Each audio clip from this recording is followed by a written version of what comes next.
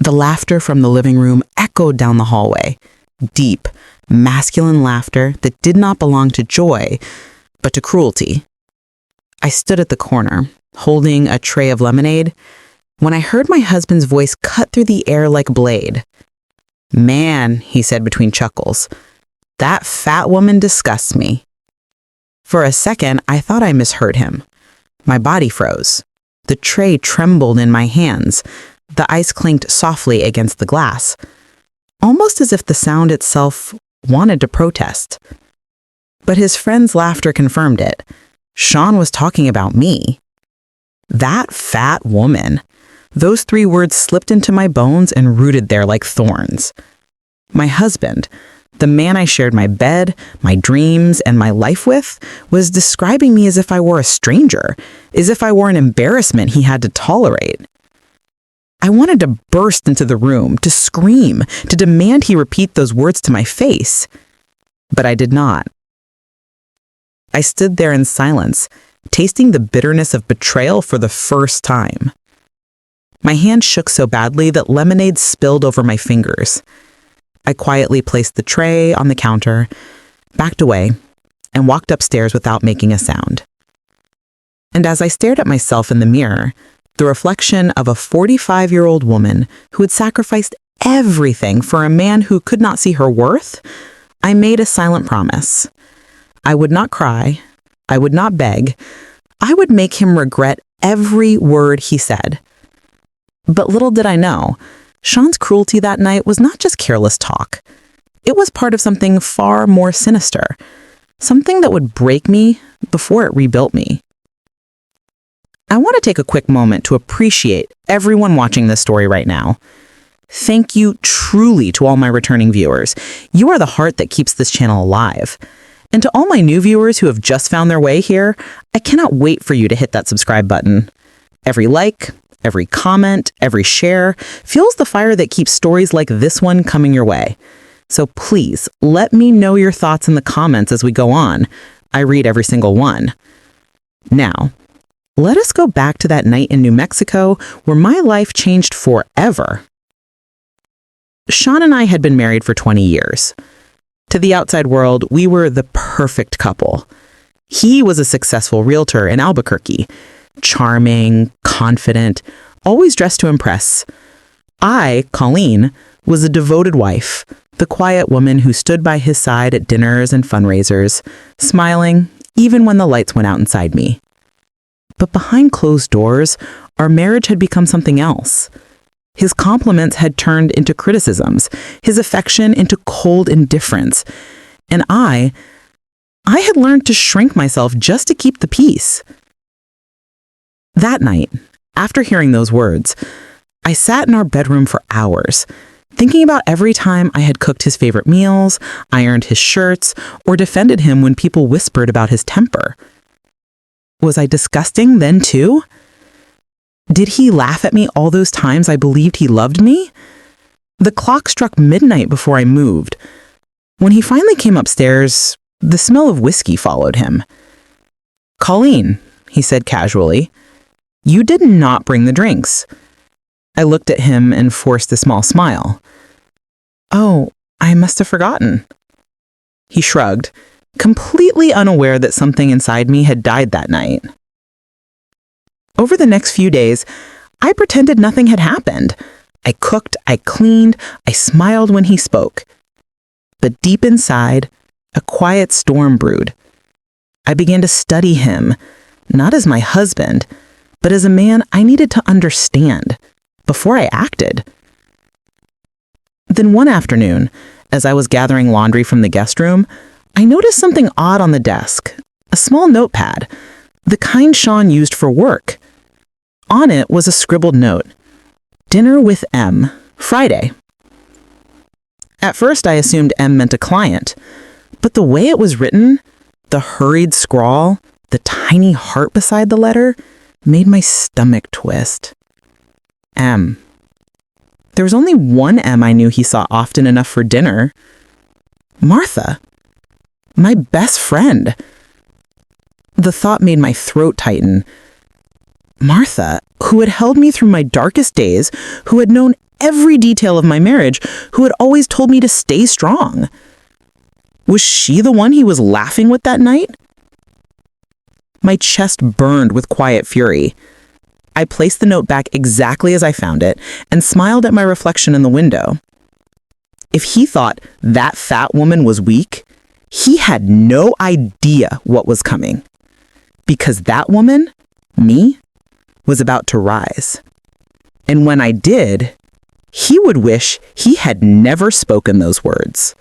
For days after finding that note, my body moved through the house like a ghost. I smiled when Sean spoke, laughed when he made a joke, but inside, I was unraveling in silence. Every word he had said that night echoed in my head. That fat woman disgusts me. It was strange how words could carve deeper wounds than knives. Each time I stood in front of the mirror, I heard him again.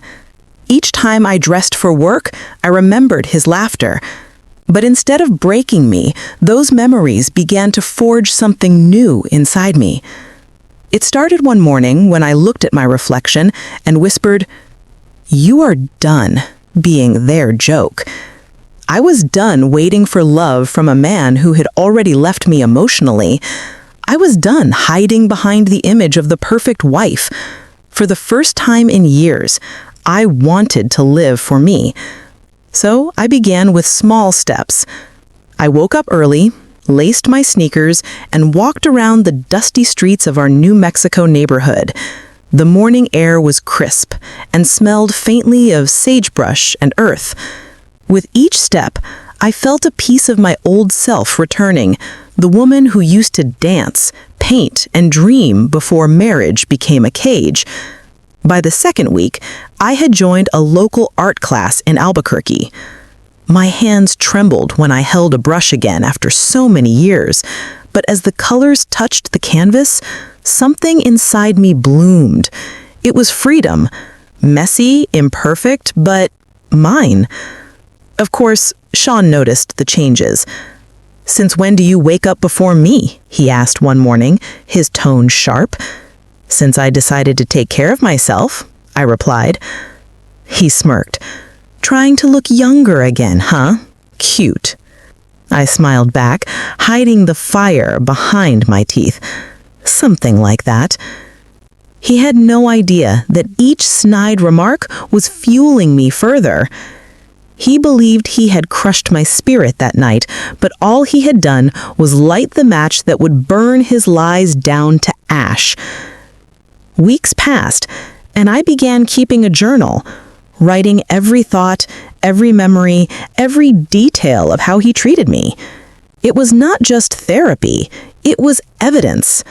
I wanted to remember every cruel look, every dismissive word, every insult disguised as a joke. During this time, Martha still came by often. Her visits were cheerful as always. Too cheerful, I would say. She would sit in my kitchen, sip coffee, and ask questions that now felt loaded. "So," she said one afternoon, "Sean told me you started painting again. That is great, Colleen. I bet he loves seeing you active." The way she said his name made my stomach twist. Sean told her. About me. Why would he discuss my personal changes with her? I smiled. Yes, he loves it. It gives him something new to talk about. She grinned, not realizing the double edge in my tone. But when she left that day, I noticed something chilling. On the counter, she had left her phone behind. A small, sleek device, nothing remarkable at first glance, until it lit up with a message. I should not have looked, but my instincts told me to. Sean, dinner Friday still on.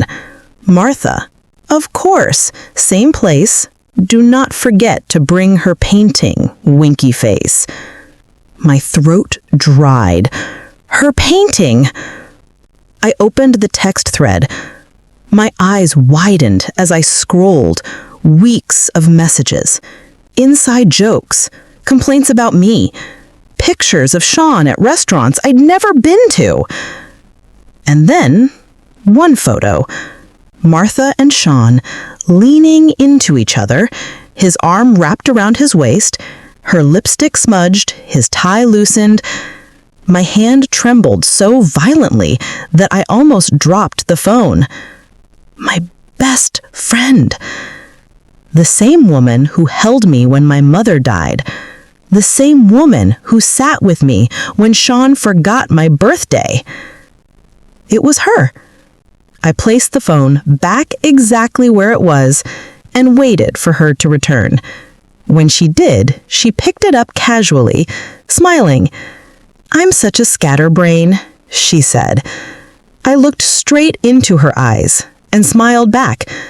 "Yes, you are." That night, I couldn't sleep. I lay beside Sean, listening to his steady breathing, and imagined every lie that had fallen from his lips. The truth had burned through my chest until there was only one thing left: clarity. They thought they were clever. They thought I would never find out, but they had no idea who they were dealing with anymore. The woman Sean mocked was gone. The woman Martha pitied was gone. In her place stood someone colder, quieter, and infinitely more dangerous. I began planning. First, I started withdrawing small sums of money from our joint accounts. Nothing noticeable, but enough to build a safety net. Then I reconnected with old friends and mentors, people I had lost touch with because Sean never liked me having outside influences. I updated my resume, enrolled in a few online courses, and restructured my life, piece by piece, without Sean ever realizing it. To him, I was still the obedient wife who smiled and nodded. To Martha, I was still the naive friend who trusted too easily. But to myself, I had become something else entirely. An architect of revenge built from silence and grace. By the time Friday came, when they were supposed to meet for dinner, I had everything I needed: dates, locations, evidence, and even financial records I found on Sean's laptop that tied him to suspicious transfers. It was not just betrayal, it was theft. Sean had been slowly moving money from our savings account into a secret account, and every transfer had a note attached. Each note had one initial: M. My heart pounded, not from heartbreak anymore, but from purpose. I smiled as I stared at the computer screen. Oh, Sean, you have no idea what you started. When he came home that night, humming as if nothing was wrong, I greeted him with a kiss on the cheek. "How was your evening?" I asked sweetly. "Long day," he replied, loosening his tie. "Did she like the painting?" I asked calmly. He froze, just for a second, just long enough for me to see it, the flicker of fear. Then he smiled, that fake, easy smile. "What painting?" I smiled back. Never mind, I must have misunderstood. As he disappeared into the shower, I sat on the bed and exhaled.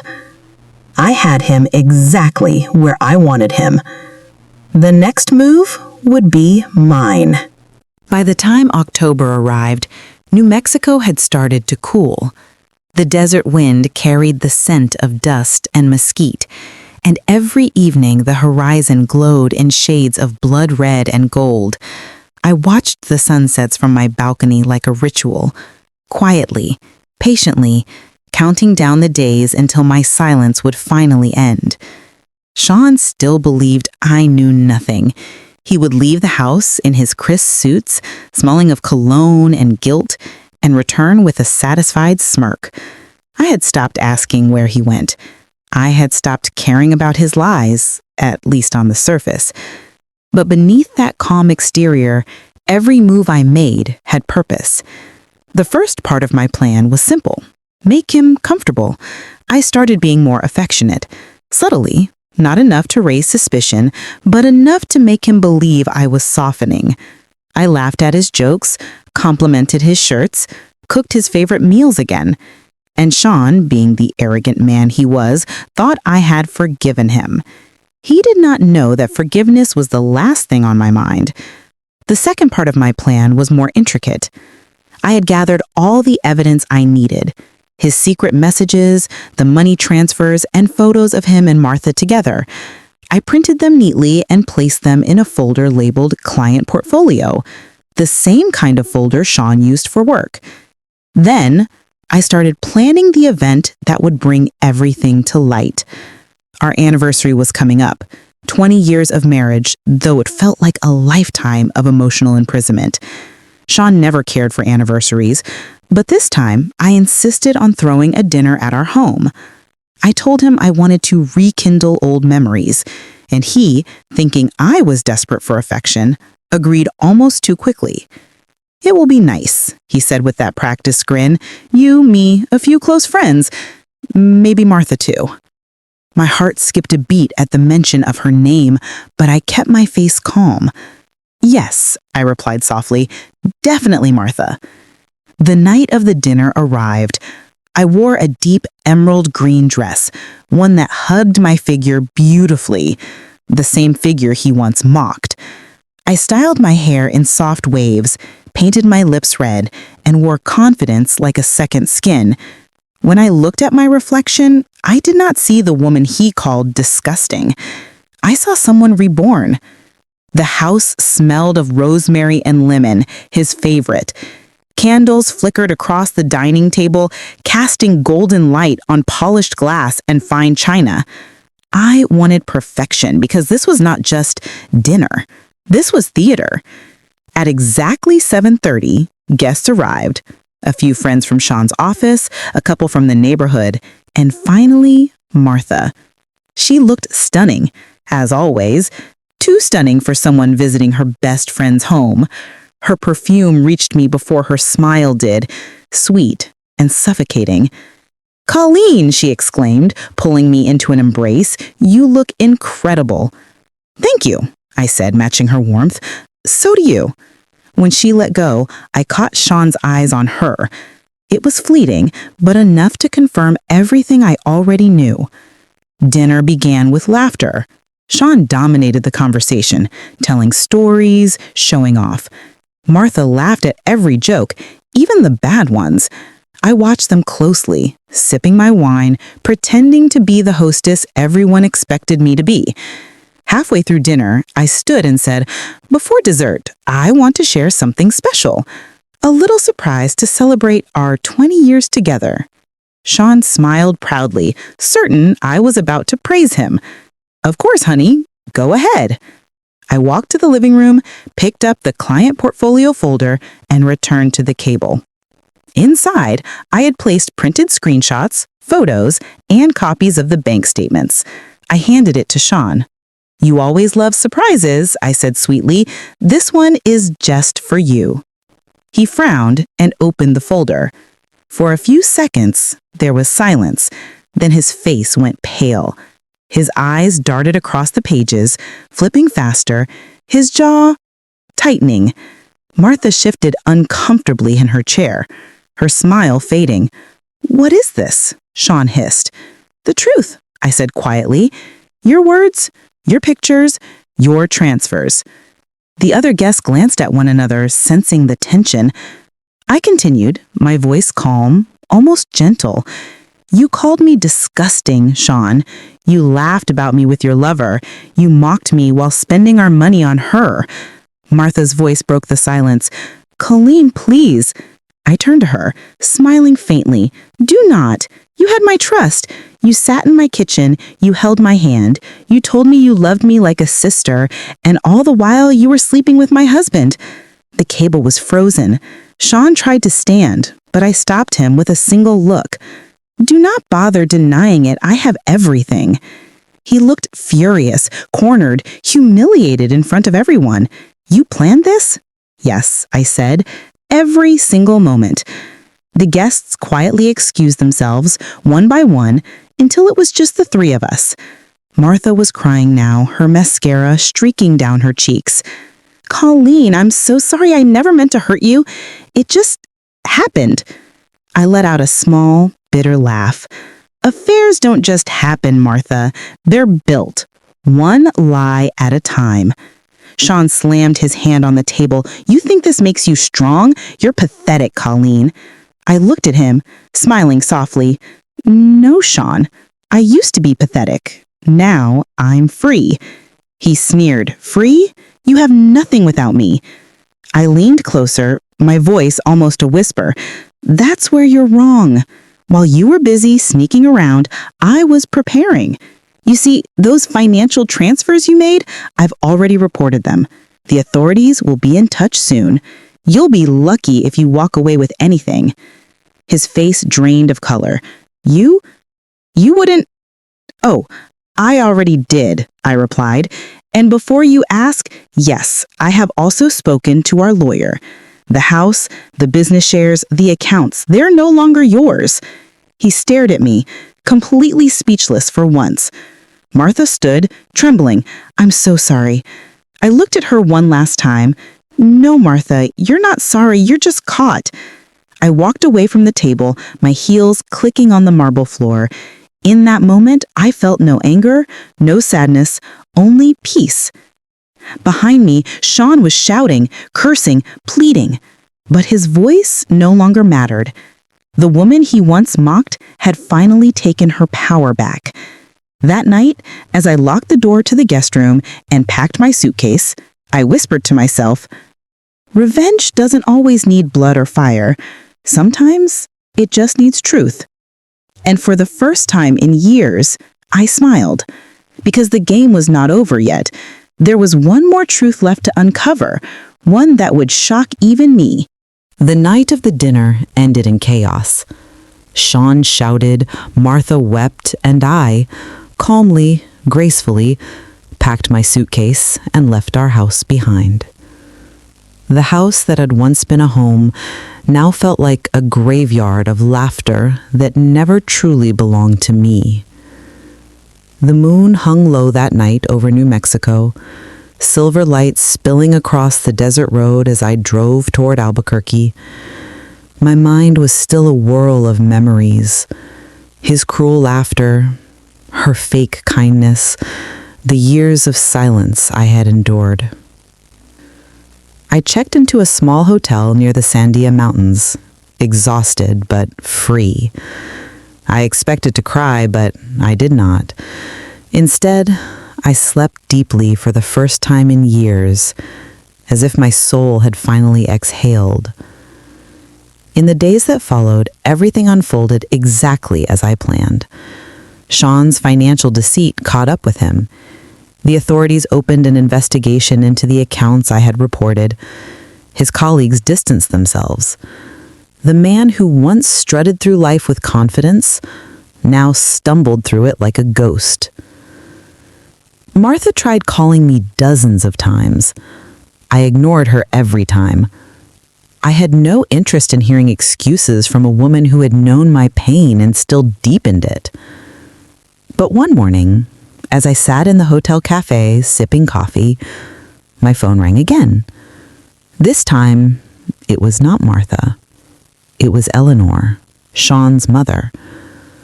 Eleanor had always been a quiet woman, elegant and distant. She lived 2 hours away in Santa Fe and rarely involved herself in our lives. But her voice that morning carried a weight I could not ignore. "Colleen," she said softly, "we need to talk. It is about Sean and Martha." Something in her tone made my stomach twist. 2 hours later, I found myself sitting in Eleanor's living room. The air smelled faintly of lavender and old wood. She poured tea for both of us, her hands trembling slightly. "I know what happened at the dinner," she began. "Sean told me everything." I laughed quietly. "Everything? Somehow I doubt that." She sighed. "You are right. There is more. There is something you do not know. I leaned back, cautious but curious. Go on. She hesitated for a long moment before finally saying, Sean and Martha, they have been seeing each other for years, but it did not start the way you think. I frowned. What do you mean? Eleanor's eyes glistened. It was my doing. My heart stopped. Yours? Yes, she whispered. I introduced them. I encouraged their friendship. I thought, if Sean had someone else to lean on, someone who understood his frustrations, maybe your marriage would survive. He told me you had changed, that you no longer made him happy. And I believed him.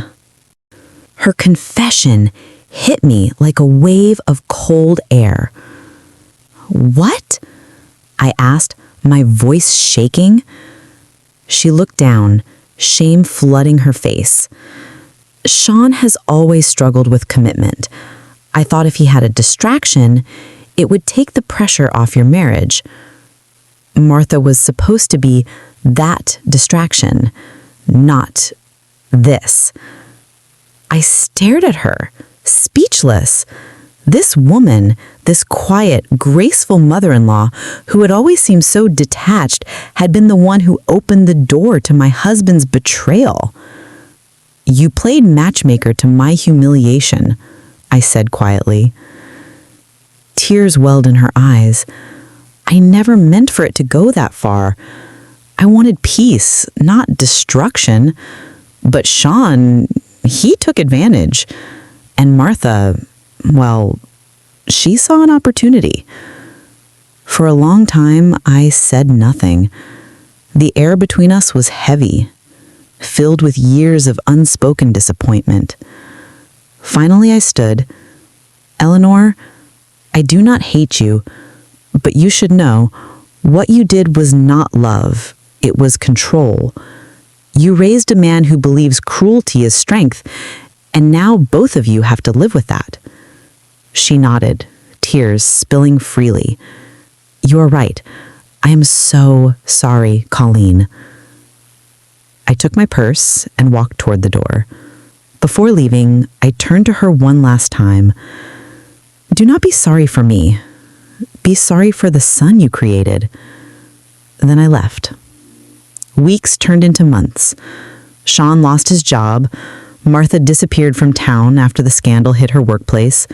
Apparently her husband had found out too. As for me, I sold the house, finalized the divorce, and moved into a cozy Adobe-style home near the foothills. It was quiet, peaceful, and filled with sunlight, the kind of place that heals a wounded spirit. I went back to painting full-time. My art started gaining attention online. People told me they saw something powerful in my work, something raw and honest. They didn't know those brushstrokes came from the ashes of betrayal. Sometimes I still caught myself thinking about Sean, not with love or longing, but with gratitude. Because without his cruelty, I might never have found my strength. One afternoon, I received a letter in the mail. The handwriting was neat, almost timid. It was from Eleanor. Inside was a short note and an old photo of Sean as a child. The note read, Colleen, I wanted you to know that Sean has left town. He's living in Arizona now, trying to start over. I hope one day you find peace, even if we don't speak again. You were the best thing that ever happened to him. He was simply too broken to deserve it. Then, Eleanor. I held the letter for a long time before placing it in a drawer. I didn't need closure from them anymore. I'd already found it within myself. That evening, I stood on my porch watching the sunset spread across the desert sky. The air was warm, the light soft and forgiving. For years, I had lived in the shadow of someone else's approval. Sean's, his mother's, even Martha's. But now, As the wind brushed against my skin, I felt untouchable. I whispered to the fading light, "You can call me fat. You can call me weak. You can betray me, mock me, and leave me, but you will never break me again." Then I smiled, turned around, and walked back into my new life, lighter, freer, and stronger than I had ever been. To everyone watching this story, thank you for staying until the end. If you have ever been made to feel less than enough, I hope my story reminds you that your worth is not defined by anyone's opinion. Healing may take time, but it always comes. Tell me in the comments, what would you have done if you were in my shoes? Do you believe people like Sean ever truly regret what they lose? Don't forget to like, share, and subscribe to the channel for more powerful, true life stories that touch the heart and stir the soul. Because sometimes the quietest revenge is simply walking away with your head held high.